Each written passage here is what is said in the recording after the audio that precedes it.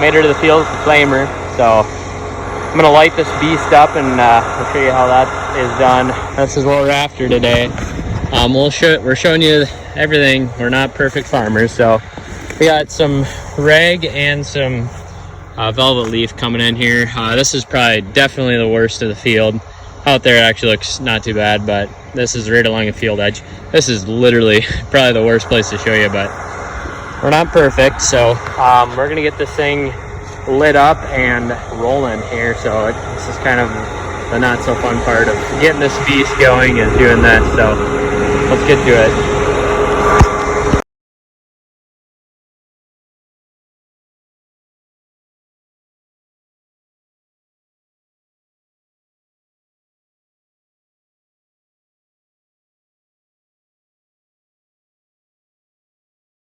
Well, we're moving right along here. Thought I'd give you a little rundown on this unit. Very simple machine to run. Other than the lighting, that's about the sketchy part of the whole ordeal. So I didn't say anything when I was starting it, but when you want to light these things, these torches, you want to be parked facing into the wind, so you want all the gas blowing back, because when you start that thing up, she's blowing out gas like crazy. And that wind will carry that away, because we actually have these shields. I didn't show that. There's shields in the back of these burners that's helping trap all the heat. It helps to kill the weeds better, bends over taller weeds, and kind of forces them down into the flame so they get burnt. So yeah, other than that, we're just working on headlands right now. It's usually the weediest parts of the field. Here, I'll do a little showing of what things kind of look like here. So we're targeting, like, we got some velvet leaf down there, also some lamb's quarter, a little bit of grass.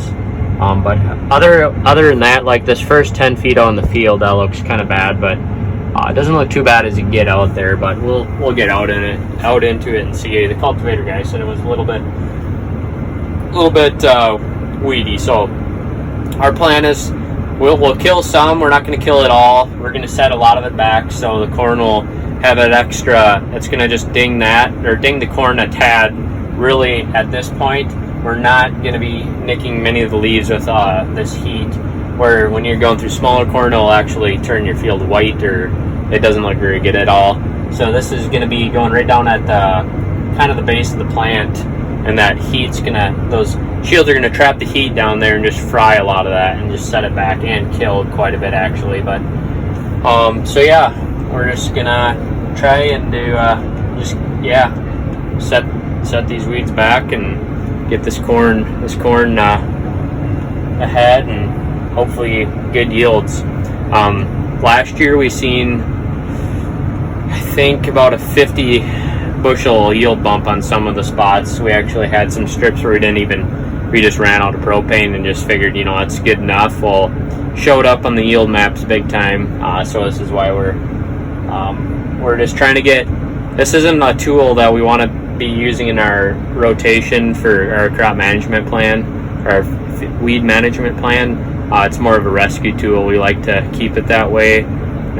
It's just it's expensive. Propane's getting expensive, and it takes a little bit longer to get through. It's just the expensive pass.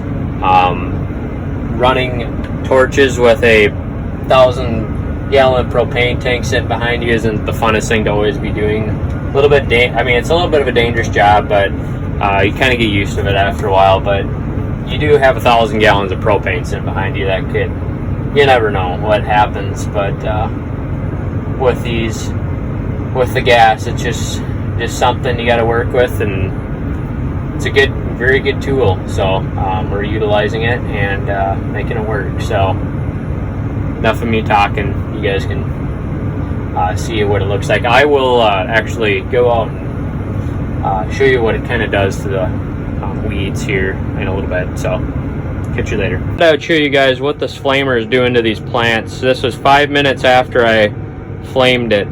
This is what the plant looks like. This is ragweed, giant ragweed. What you like to do to check it and see if you're doing a good job, you see my fingerprints there. That means the cells in this plant have been exploded, combusted with the heat. It explodes the cells in the plant, and that's how it kills it. So it no longer can photosynthesize, and it's basically done, and it's gonna die. Some of it won't totally die, some of it will just, the corn will just fly ahead of it. So, and then here is some velvet leaf, lamb's ear, whatever anyone wants to call it.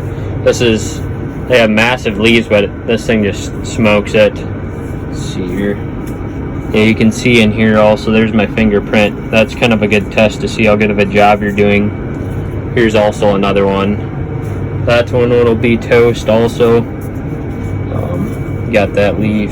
This leaf is toasted, so yeah. I thought you would like to see that. Hopefully that's helpful. Gives you an idea how to flame effectively. This is what you look for. This is what you want them to look like. Well, we're finally getting out here into the field. Just thought I would show you what things look like out here. It's kind of variable. There's bad spots and there's decent amount of good. So I'm just kind of varying my speed to what I'm seeing here. I got some grass down in there. Also, there is some pigweed. See some lamb's quarter, velvet leaf.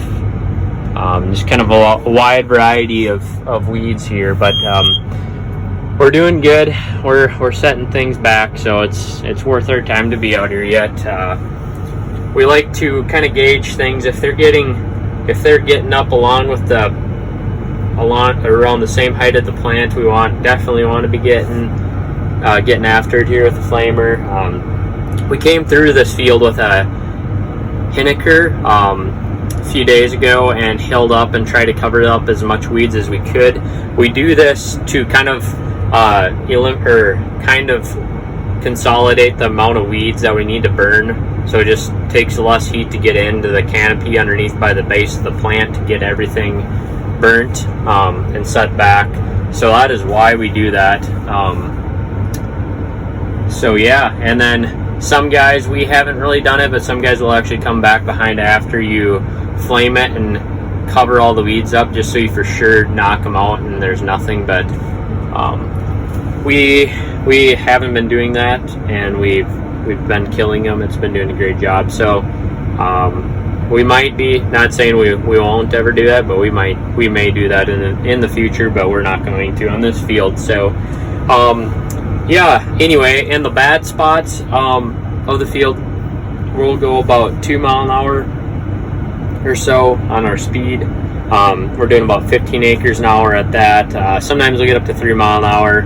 And then if there's like absolutely zero weeds, I'll just pick up and go till I find some weedy patches. Just it's not worth putting that propane out for a little bit of nothing. So on one of our other flamers, we actually have switch off control, so that is pretty nice for that, where you can do basically spot flame like spot spraying. So why do we do this? We do this to set weeds back that we can't get with the cultivator, just some of those that escape that we can't knock out. And if you're running a cultivator, you might think a cultivator you should be able to get everything, but usually the smaller the better. Just like spraying, putting chemical down, the stalks get harder to cut off with the cultivator, and you can only get so close when you get in this tall of corn.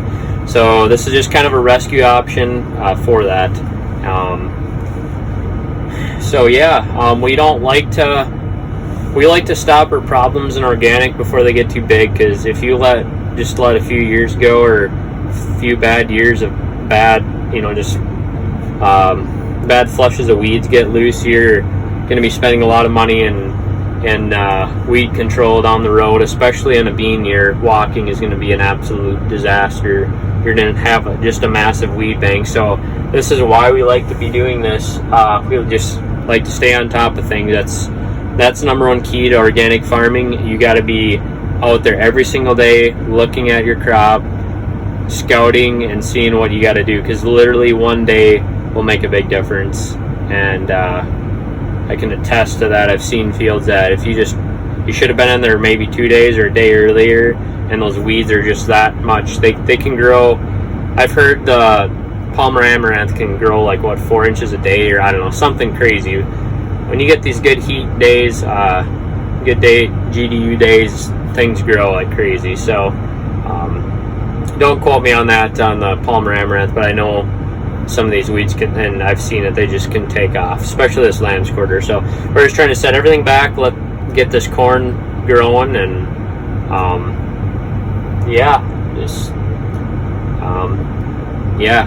keep things under control. So yep, just thought I would show you guys what it looks like 4.5 hours or so after we've been through with the burner. This is what the weeds look like. They're all, yeah, you can see my fingerprint there, so that means that one is dead. And here the burner does not get this because the burners are pointed in, and we'll come through with the cultivator and get rid of all the stuff in here. This is easy to get. And actually we're gonna cultivate all this up and cover all this up nice. But yeah, this is what everything looks like after 4 hours after. That one's toast. But you can see like there'll be some that it won't quite get, like down here. Got the bottom leaves, but not these, but it'll damage it quite a bit. So yeah, this corn looks pretty good. It's curled up a tad bit, but not bad. So yeah, this is what the burner's doing.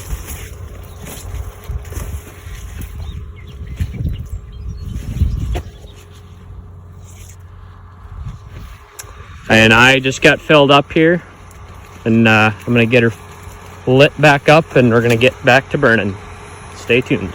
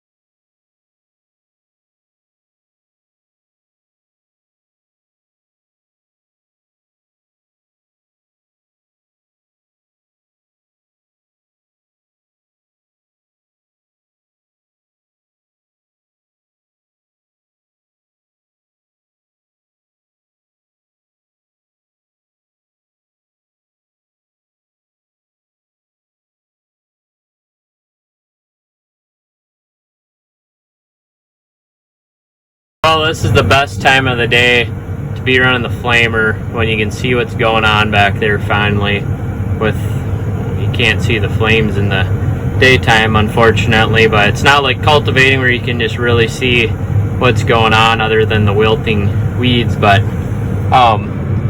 yeah, pretty sweet. I gotta maybe adjust that down a little bit.